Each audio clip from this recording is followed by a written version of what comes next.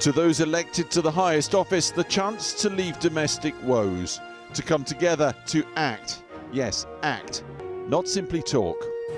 We are on a highway to climate hell with our foot still on the accelerator. Monday, COP, World Leaders' Day.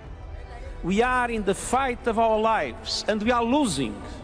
It is either a climate solidarity pact or a collective suicide pact. The won't come, will come Prime Minister, motorcading in with scaled-up cash for developing nations stricken by the climate crisis. I know that for many, finances are tough right now. The pandemic all but broke the global economy. And before coming here today, I spent last week working on the difficult decisions needed to ensure confidence and economic stability in my own country. But I can tell you today that the United Kingdom is delivering on our commitment of £11.6 billion.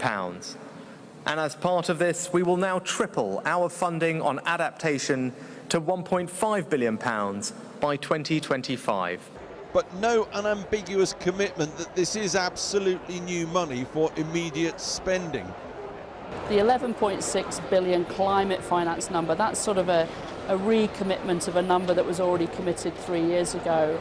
And, you know, we have to examine the fine print because it's very important that that was a 5-year commitment 3 years ago. I'm not quite sure what kind of timelines the current Prime Minister is talking about.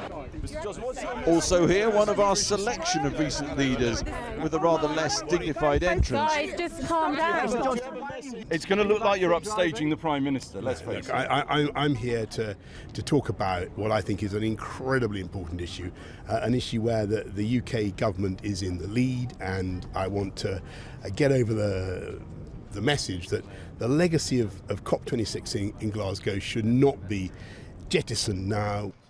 For the current Prime Minister, a taste of life at the top, but his government faces criticism here and at home for allowing more than 100 licences for North Sea oil and gas drilling, incompatible, says the International Energy Agency, with achieving net zero emissions. Well, purely by no coincidence whatsoever, Scotland's First Minister Nicola Sturgeon also in town today. So would she drill new oil and gas in an independent Scotland? Right now, the Scottish Government is not in charge of licensing for oil and gas, and that's a UK government responsibility. But if you were, would you license it? Well, I've said I think there should be a presumption against new exploration. There should be stringent climate compatibility checks, and with new licences where there already are these checks, they have to be more robust. I think there is That's not quite saying they shouldn't do it. No, it's not. But if they can't pass a climate compatibility check, what I'm trying to do is find a way of persuading them of progress here. I'm very sceptical that they would pass those climate compatibility checks.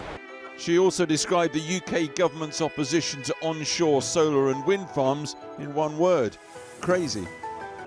But from the main stage today, two overarching themes. First, don't let Russia's invasion of Ukraine distract from the far greater threat of global warming. Macron's message: we won't sacrifice our climate commitments to Russia's energy threats. Echoing Rishi Sunak, who said Russia's illegal war should galvanise the move to renewables. The other mantra, of course, a developing world begging for climate action cash when the oil and gas companies responsible for so much of this crisis have, in their words, more money than they know what to do with. How do companies make $200 billion in profits in the last 3 months and not expect to contribute at least 10 cents in every dollar of profit to a loss and damage fund? This is what our people expect. Expect that demand for global financial action on oil and gas profits to gain momentum right here. Well, I'm joined now by our climate reporter Simon Roach, who, as the job title suggests, knows about climate, but but he also speaks fluent UNE's crucial language right here. So Simon, first off, implementation. That's been the word, the UN word here today.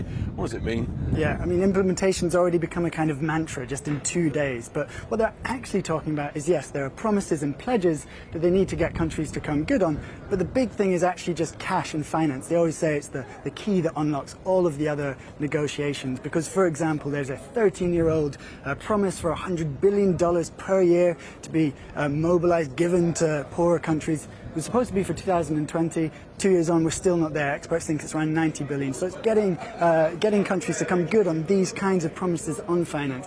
But the other thing that's really important to understand is that there are actually 3 ways that money can be used. You can reduce emissions, which will lessen climate change in the future. Then secondly, there's adapting money to adapt to the climate impacts already locked in. That's things like building seawalls. And the third, and that's already taken a lot of headlines and a lot of controversy in just 2 days, is this idea of loss and damage. It's kind of compensation for climate disasters that are already here. So yeah, loss and damage. I mean, it sounds like a boring insurance clause that, if you're like me, you'd never bother to read.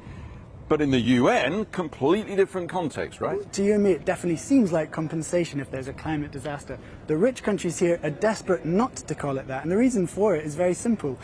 Science, and they know very well the historic contribution that they've made to climate change that's got us into this mess. Now, if you can prove the responsibility, and if you have a word like compensation in legal text, then suddenly the bill that lands on your desk is not in the billions we normally hear about, it's in the trillions. You can understand they're not very happy with that. So compensation, it sort of is, they don't want to call it that. What they are happy to now at least discuss is just whether they should set up a kind of fund, a kind of climate disaster relief fund for when climate disasters just come, which they're coming thick and fast now. Even the existence of that fund, though, is extremely controversial, and it's going to be what dominates the discussions over the next 2 weeks. Absolutely dominating. Well, that's certainly unpacked it for me. I hope for people watching at home. Simon, thanks very much. Back to you, Christian. Thanks, Alex. Well, a little earlier, I spoke to Tom Rivett-Carnac, who was a key UN advisor during the 2015 Paris climate talks. And I asked him whether apocalyptic warnings like Antonio Guterres' highway to climate hell work anymore. Well, the trouble is we've gotten used to seeing the warning light flashing over so many years. This is an issue that has been urgent for such a long period of time. And as we all know, when something is continually urgent for a long time, we tend to become accustomed to that situation and we don't really see it for what it is. However, I do think that at this moment, something different is happening. We're crossing invisible lines in the road towards a climate future that is irreversible. We're on the cusp of precipitating these really quite alarming natural feedback loops beyond which we can no longer control the climate. So as hard as it is to hear someone like Antonio Guterres continue to say that we are now on the road to climate hell, what he says is fundamentally backed up by science. So we need to find a way to hear that anew and find the opportunity and the courage and the determination to do what we need to do. What do you think is the impact of all those threats that we're seeing, particularly this year, whether that's Russia and the war in Ukraine, or the increased tension between China and the United States, and the increased ambitions of countries like India? I mean, can the framework you're talking about withstand all of these global forces? So, of course, we are facing enormous geopolitical headwinds right now.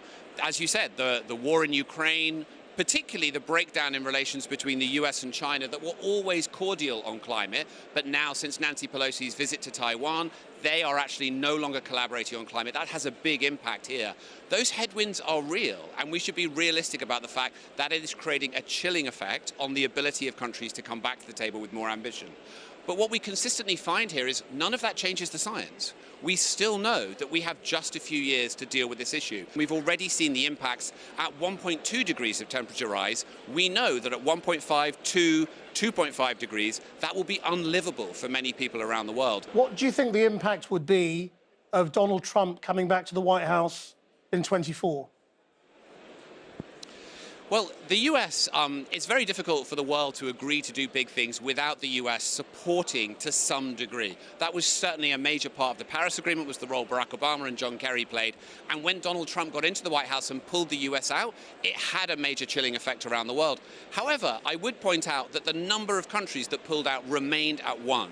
When the US pulled out, we were terribly worried that countries all around the world would say, well, now I'm not so sure, I will pull out. No one else pulled out of the Paris Agreement. And what's more, cities and states and businesses stepped up in the US to say we are still in and we will still meet our commitments. So I would say that obviously from a global climate policy and emissions reduction perspective, it would be a disaster if Donald Trump or any climate denier were in the White House. However, I think the Paris Agreement and the process that's been put in place is robust enough to deal with that.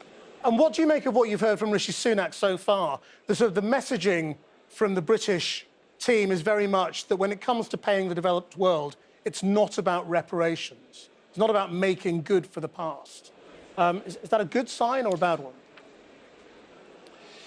So Rishi Sunak has come here and he's done some things which have been great in terms of recommitting the UK to the climate finance that was previously committed to. There were some worrying reports that the numbers, the amount of money that was actually going to go to climate finance had already been allocated in other ODA. That has now been confirmed as to not being the case. So that's great that Rishi Sunak has come here and made that further commitment. However, the issue of loss and damage, which is going to have to be addressed here at this conference, has not been dealt with yet by Rishi Sunak or really by any other global leader. We have not yet determined how we will deal with that as a global society. It is a fact that climate change has been caused by one group of people, those in the wealthy north, the industrialized countries, and the worst impacts are being experienced by another group, those in developing countries. What is the right moral platform to deal with that? I would say it is inarguable that developed countries need to help developing countries to deal with the impacts, and you only have to look at what's happening in Pakistan to see how devastating those could be.